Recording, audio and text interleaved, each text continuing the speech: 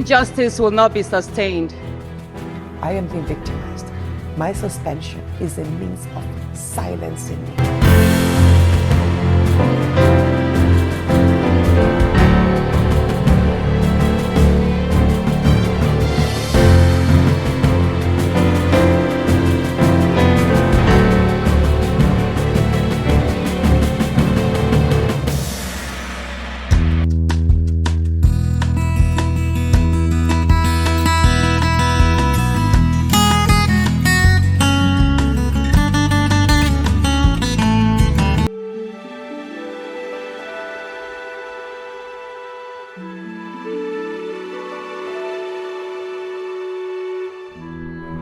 Welcome back to my channel, your go-to source for in-depth news and analysis from around the globe.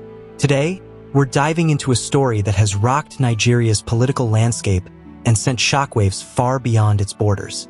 It's a story of power, allegations, and a nation grappling with its reputation on the world stage. I'm talking about the explosive sexual harassment allegations made by Nigerian Senator Natasha Akpoti-Uduaghan against Senate President Godswill Akpabio. This is not just a political scandal. It's a moment that raises critical questions about gender equality, institutional integrity, and how such controversies shape Nigeria's image globally. So buckle up, because we're going deep into every angle of this story, how it unfolded, who's saying what, and what it means for Nigeria as a nation. Let's get started. Let's set the stage. Senator Natasha Akpoti-Uduaghan, representing Kogi Central and one of only 4 women in Nigeria's 109-seat Senate, dropped a bombshell earlier this year. She accused Senate President Godswill Akpabio, Nigeria's 3rd most powerful politician, of sexual harassment. According to Natasha, Akpabio made unwanted advances toward her, tying her legislative efforts to inappropriate demands and punishing her for rejecting him. These are serious claims, and they've sparked a firestorm in Nigeria's political and social spheres.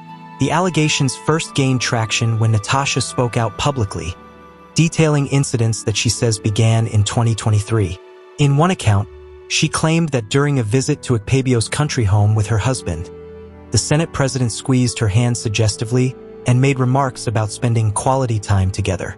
She also alleged that Akpabio made inappropriate comments about her physical appearance in the Senate chamber and pressured her to please him to secure her full entitlements as a senator. Natasha didn't stop there. She took her grievances to international platforms, including an appearance on Sky News and addressing the Interparliamentary Union, IPU, in New York, where she claimed her subsequent suspension from the Senate was retaliation for speaking out. That suspension, 6 months without pay, came in February 2025, officially for unruly conduct during a Senate debate. But Natasha insists it was a deliberate move to silence her. Now, Godswill Akpabio has categorically denied these allegations. Through his spokespeople, he's dismissed Natasha's claims as baseless and politically motivated. He's even threatened legal action against her, citing defamation. One of his allies, Senator Onyekachin Wabonii, testified that no inappropriate behavior occurred during the alleged incident at Akpabio's home. The Senate itself dismissed Natasha's petition against Akpabio, citing procedural errors, a move that critics argue was a cover-up. As you can imagine, this scandal has polarized Nigeria. On one side, Natasha has garnered support from activists, women's groups, and some international organizations. Amnesty International, for instance, called for an independent and impartial investigation into her claims, arguing that allegations of this magnitude cannot be swept under the rug. Former Education Minister Obi Ezekwesili has been vocal, accusing Akpabio and the Senate of denying Natasha a fair hearing and obstructing justice. Senator Ireti Kingibe, another female senator, broke ranks with her colleagues to demand an open probe, a rare move in Nigeria's tightly knit Senate. Hilda Dakubo, a prominent Nollywood actress and Labour Party chairperson in Rivers State, also backed Natasha, claiming that everyone in the Senate knows the truth about Akpabio's behavior. Protests have erupted outside the National Assembly, with some demonstrators holding signs reading, "We are all Natasha," and demanding accountability. But on the other side, Akpabio has his defenders, and they're not staying quiet. Groups like the Ebra Women Professionals Forum from Natasha's home state of Kogi have labeled her a serial blackmailer and thrown their support behind Akpabio. Pro-Akpabio protests have also popped up, with some accusing Natasha of fabricating the allegations to gain political leverage or international attention. The Senate leadership, led by figures like Senate Leader Opayemi Bamidele, has doubled down, insisting Natasha's suspension was about her conduct, not her accusations. And then there's the legal angle. Natasha has filed a 100 billion Nigerian nairas defamation lawsuit against Akpabio and his aide over alleged defamatory remarks. She's also threatened to release solid evidence to back her claims, though as of now, she's holding off, saying she'll present it at the right time. Meanwhile, Akpabio's camp has pointed to Natasha's past, including a resurfaced video where she accused another figure of harassment, to question her credibility. Now, here's where things get even more complicated. This isn't the first time God's Will Akpabio has faced allegations like these.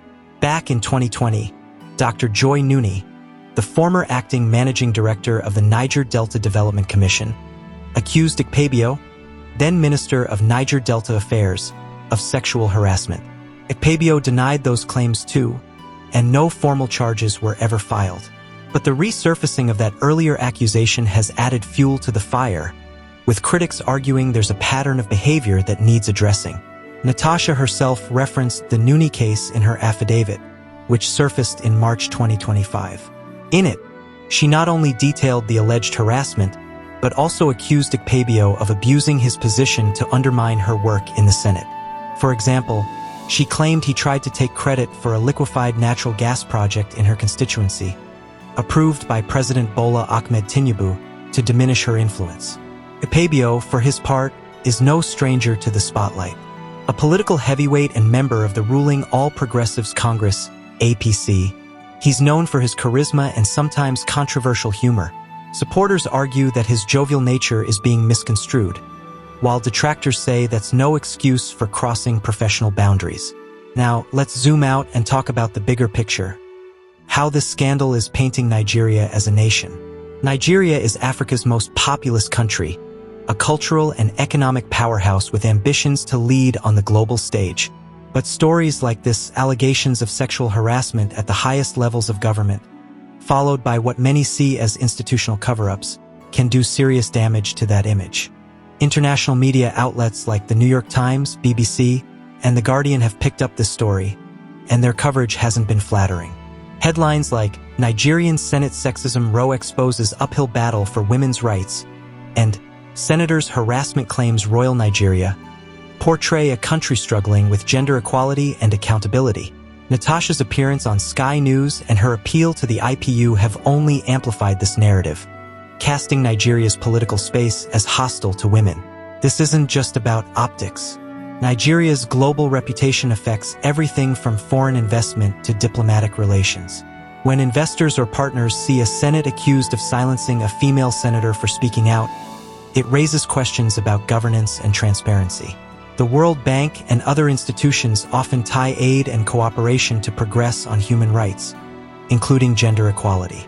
A scandal like this could make those conversations trickier. And let's not forget the domestic impact. Nigeria's youth, over half the population is under 30, are watching closely. Many young Nigerians, especially women, see Natasha as a symbol of resistance against a patriarchal system. But they're also frustrated by the Senate's response, which some call a cult-like effort to protect its own. That disillusionment could erode trust in democratic institutions at a time when Nigeria needs unity to tackle issues like inflation, insecurity, and unemployment. This scandal also shines a harsh light on the challenges women face in Nigerian politics. With only 4 female senators out of 109, Nigeria ranks near the bottom globally for women's representation in parliament. Natasha's case underscores what many women in politics already know. Speaking out comes with risks. Her suspension, whether justified or not, sends a message that challenging powerful men can cost you your seat and your voice. Women's groups have rallied behind Natasha, arguing that her treatment reflects deeper systemic issues. Nigeria has made strides toward gender equality. Think of figures like Ngozi Okonjo-Iweala leading on the world stage, but progress in politics lags behind. Allegations like these, coupled with the Senate's dismissal of Natasha's petition, reinforce perceptions of a boys' club where women are marginalized or punished for stepping out of line. And it's not just about Natasha. Other female politicians, like Senator Biodun Alujimi, have faced criticism for downplaying the allegations, with some suggesting Akpabio's joking nature is being blown out of proportion. This division among women in politics highlights the complexity of navigating a male-dominated system, where solidarity can be hard to come by. So, where do we go from here? Natasha has vowed to keep fighting. She's promised to release evidence that she says will prove her claims, though she's yet to do so. Her lawsuit against Akpabio is ongoing, and her international advocacy is keeping the pressure on. Meanwhile, Akpabio remains in his post, backed by a Senate that's shown little appetite for self-reflection. Calls for reform are growing louder. Activists want an independent body to investigate parliamentary misconduct, arguing that the Senate can't be trusted to police itself. There's also talk of strengthening Nigeria's laws on sexual harassment, which many say are too vague or poorly enforced. But with Nigeria's political machine heavily entrenched, change won't come easy. As for Nigeria's image, the road to recovery is long. Rebuilding trust means addressing not just this scandal but the broader issues it exposes: corruption, gender inequality, and a lack of accountability. Nigeria has the talent, the resources, and the ambition to be a global leader, but moments like this remind us that progress requires confronting uncomfortable truths. This is one of those stories that doesn't have a neat ending. Not yet. Anyway, Senator Natasha Akpoti-Uduagan's allegations against Senate President Godswill Akpabio have exposed fault lines in Nigeria's democracy, from gender dynamics to institutional power plays. Whether you believe Natasha or Akpabio, one thing is clear. This scandal has hurt Nigeria's reputation, painting a picture of a nation struggling to live up to its potential. What do you think? Should the Senate launch an independent investigation? Is Natasha a hero for speaking out?